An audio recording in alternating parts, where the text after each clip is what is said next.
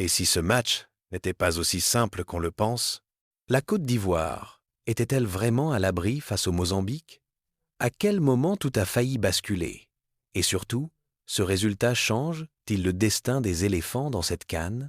Regarde bien jusqu'à la fin, car un détail va diviser les supporters africains. Dis-moi en commentaire ce que tu aurais changé, et abonne-toi maintenant pour ne rien rater des analyses les plus explosives.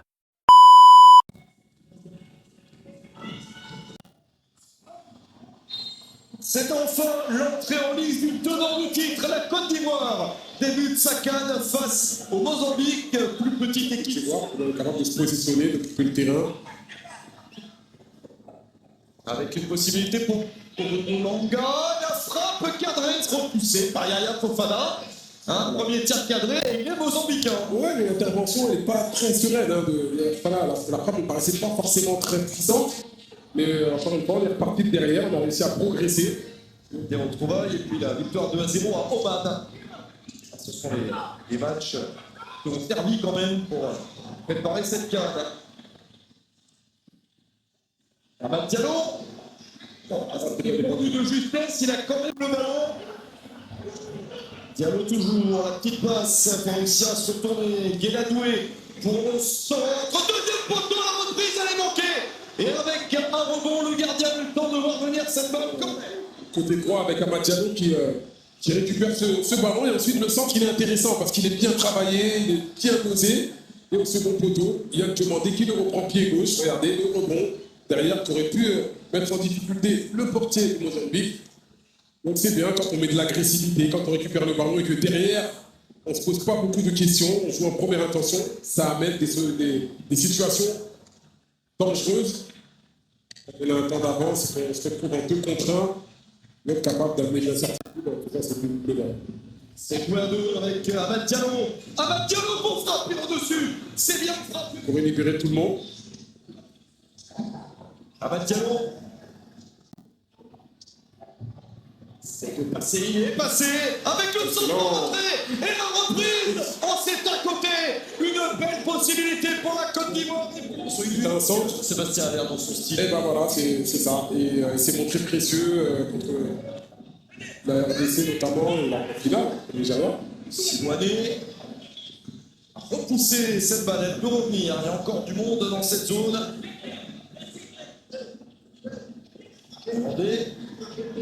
Diomandé, il est passé avec ce petit centre vers le deuxième poteau. On vient tout le monde dans l'axe. Ça passe encore avec ce centre, c'est le la tête et le ballon capté par le gardien du Mozambique. Juste avant la pause, ça aurait été l'idéal. Une situation un peu confuse, à l'issue de laquelle les Mambas s'en sont sortis. Et la présence ivoirienne dans la pas de coéquipier. Et l'arbitre peut renvoyer tout le monde au vestiaire sur ce score de 0-0. Ce n'est pas assez convaincant de la part du champ. On sait jamais. C'était de l'année la météo, mais bon, voilà, il pleut un petit peu. La Côte d'Ivoire n'a toujours pas réussi à marquer contre le Mozambique. Ils ont essayé, parfois de manière tranchante, elle était plus dure. Oui, surtout dans cette zone. C'est une équipe qui ne prend pas beaucoup de risques dans les transmissions. Bon contrôle. Sélectionneur. C'est propre, avec gauche, Condé. Et effectivement, je disais en première période, essayer de jouer à leur rythme. Ballon pour la Côte d'Ivoire. Prendre beaucoup d'initiatives et harceler cette défense mozambicaine jusqu'à la faire craquer. Pour multiplier des temps forts, des temps importants, on peut enchaîner 2, 3 frappes ou 3, 4 corners de suite, vraiment, pour faire mal à l'adversaire, l'épuiser jusqu'à ce qu'il aille à la faute. Guéladoué pour ce centre. Le ballon traite dans la surface. Voilà. Du score. Amad Diallo passe par là pour récupérer ce ballon qui traîne. De la présence. C'est ce qu'il fallait pour que le champion d'Afrique parvienne enfin à marquer. Retour du vestiaire. Réussi. 1-0 pour les éléphants. Ouais, on va dire retour des vestiaires idéal pour les Ivoiriens. Ces 5 minutes après la pause sont très importantes. Ils ont réussi à marquer. On va revoir l'action. Ce qui est intéressant, c'est qu'on ne retrouve pas Guéladoué et Amad Diallo dans le même couloir. Ce qui a permis à Amad Diallo de marquer. Regardez, il a libéré ce couloir. Il a vu qu'il n'allait pas lui transmettre le ballon. Il a continué sa course et sur la remise, il a juste à mettre le plat du pied. Il me semble que c'est Franck Kessié qui remise ce ballon. Donc il fallait de la présence dans la surface. Il fallait des joueurs qui pénètrent, qui viennent soutenir Wilfried Zaha, qui n'est pas forcément un joueur de pivot. Et ensuite l'application d'Ahmed Diallo qui est récompensée parce que selon moi, ça a été vraiment le meilleur joueur qu'on ne peut pas faire pareil. Donc le second but, forcément, leur ferait beaucoup de bien. Ça, c'est retourné, très bon contrôle orienté. Peut donner à Ahmed Diallo.